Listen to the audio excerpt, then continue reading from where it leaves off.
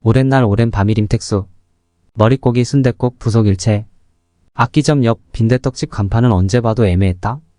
두이가 읽어내지 못하는 악보 같았다. 부속이라는 말도 그렇지만 그 모든 것을 빈대떡집에서 하는 것이 더 묘했다. 두이는 저도 모르게 보도 가장자리를 따라 걸었다. 누가 지켜보는 것 같은 시선이 느껴져 걸음을 멈추고 뒤돌아보았다.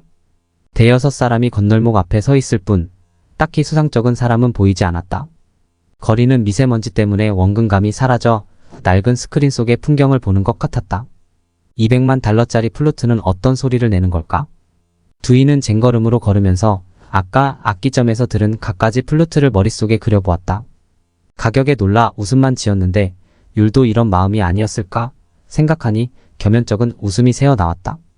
2천만 원은커녕 200만 원도 상상할 수 없는 가격이었다. 그나저나 율은 왜 한 번도 자신의 악기에 대해 불평하지 않았을까?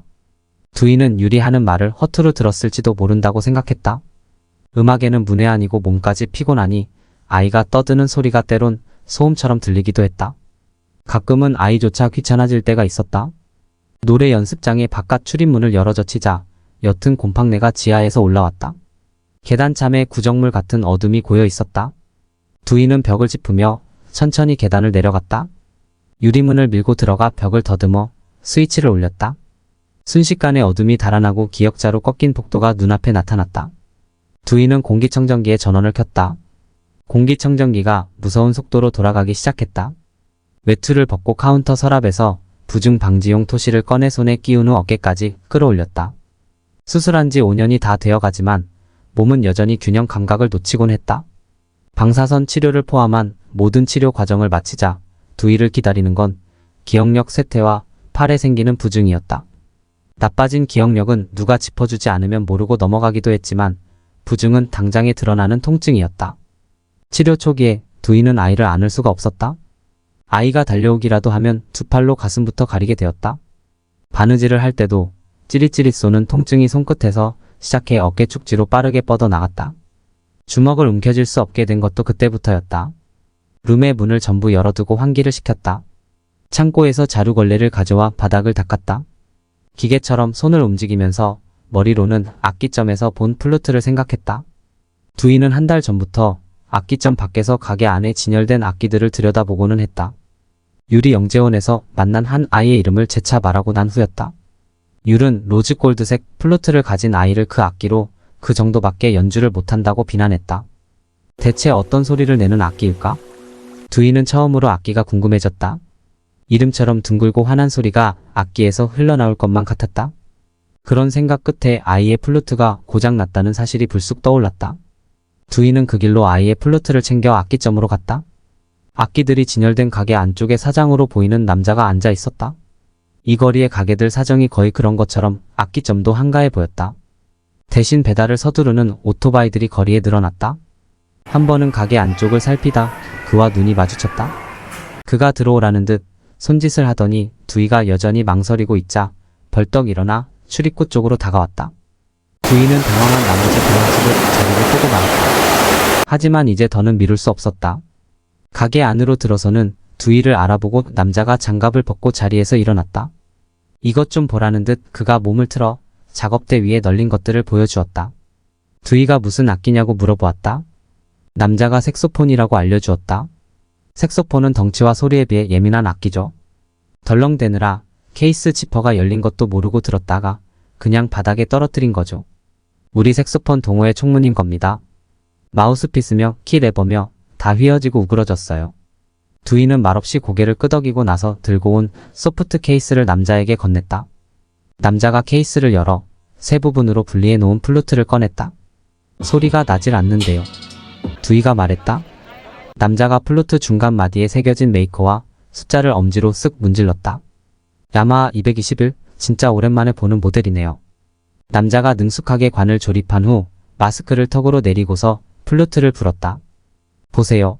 키 하나를 눌렀는데 여러 개가 동시에 움직이죠? 키 아래 패드가 찢어졌거나 키 덮개 조절 나사에 문제가 있어요. 두이가 걱정스러운 표정을 지었는지 남자가 웃으면서 말했다. 나사야 조절하면 되고 패드는 교체하거나 교정하면 되니까 한 이틀 걸릴 것 같은데요. 두이는 대답 대신 가방에서 휴대전화를 꺼내 율에게 전화를 걸었다. 율은 전화를 받지 않았다.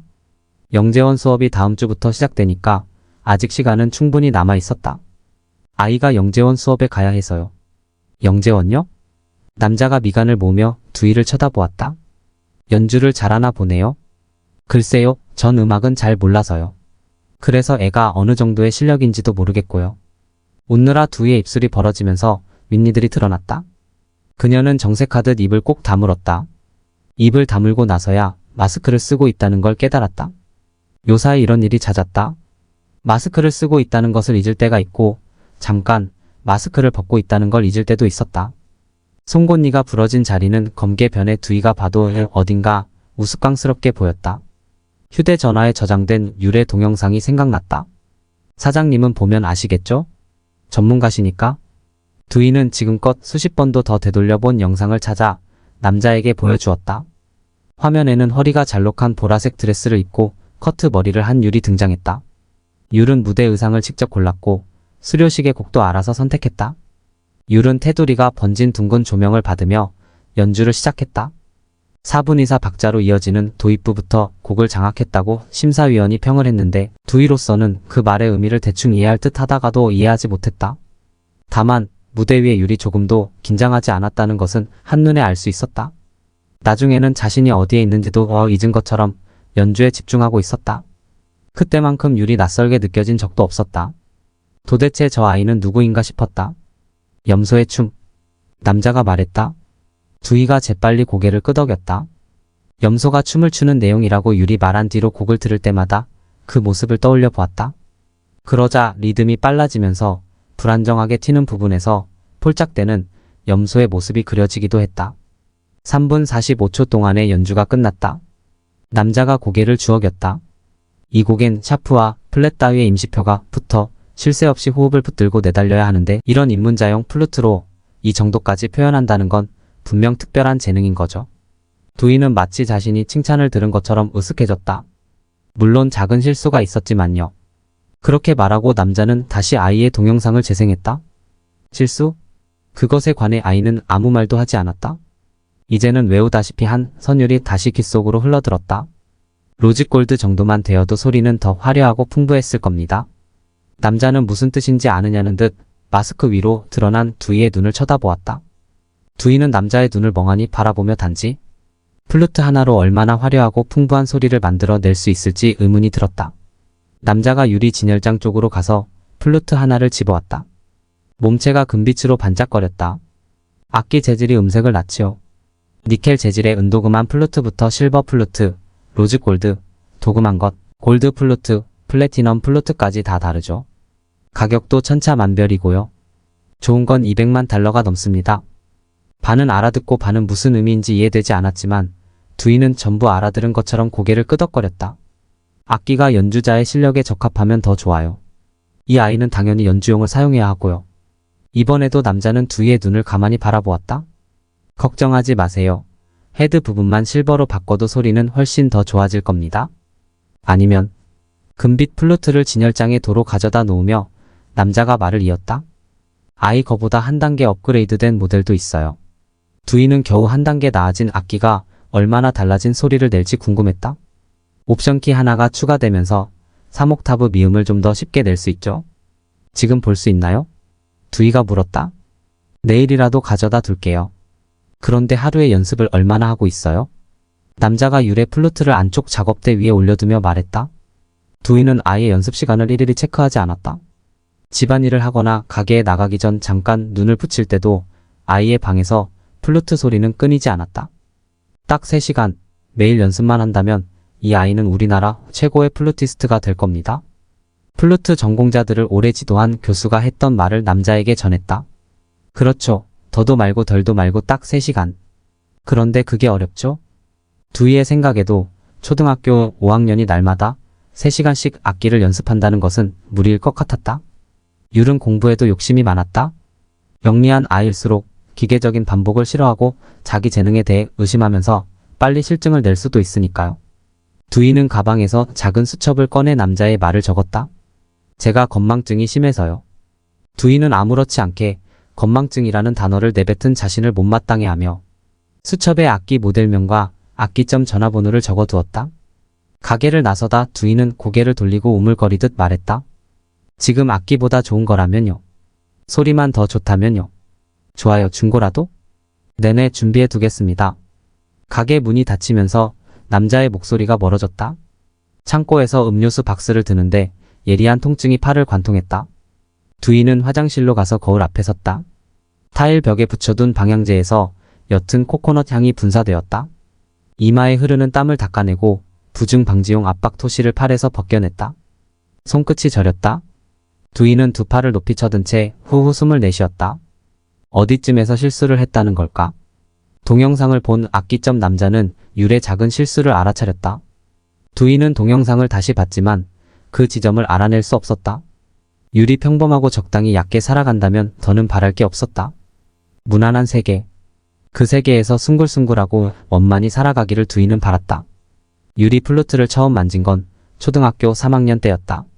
지역복지관에서 아동복지단체의 후원을 받아 음악교실을 개설했는데 최소 인원이 채워지지 않자 학교로 연락을 했다.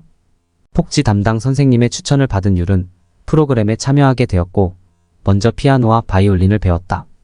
율은 다른 아이들에 비해 빠르게 습득했다. 두이는 아이에게 플루트를 권했다. 간편하게 휴대할 수 있고 실증이라도 나게 되면 한쪽에 치워두기가 수월할 것 같았다.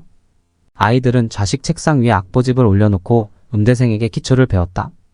초견 실력이 뛰어난 율은 금세 재능을 발휘했다.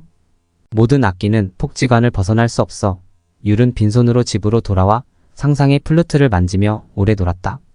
그러던 중 동네 음악학원에서 10만 원이 안 되는 중고 플루트를 내놓아 사게 되었다. 악기는 날과 구릿빛을 띠었다. 복지관의 음대생이 율의 재능을 알아보고 따로 시간을 만들어 개인 지도를 해주었다. 율은 집에 오면 지치지도 않고 악기를 만졌다.